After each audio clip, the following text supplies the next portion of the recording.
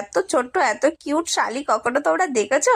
তো দেখো কি কিউট শালি, এদিকে শালির সাথে গল্প করছে আবার কর্তামশাই। তারপরে সবাই কিন্তু বার হয়ে যাচ্ছে।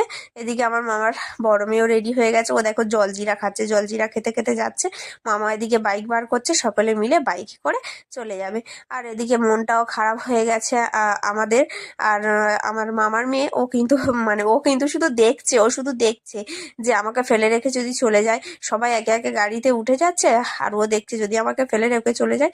তাই কান্নাকাটি শুরু করছিল, মানে প্যাঁ প্যাঁ করে কাঁদছিল আর কি। মুখটা দেখো ছোট্ট হয়ে গেছে, ও ভাবছিল আমাকে রেখে চলে যায়। এইটুকু মেয়ে কত কি বোঝে দেখো।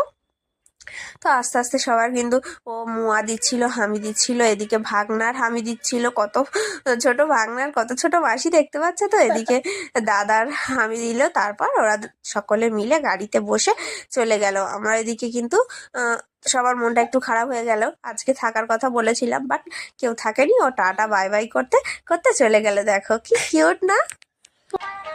আর এখানে কিন্তু ওরা বাইকে করে সকলে মিলে চলে যাচ্ছিল। আমার মামিকে বলছিলাম আবার আসবে, মামা বলছিল যে আমাদের বাড়িতে আবার যাবি, আর দিয়াং দেখো ছুট শুরু করে দিল।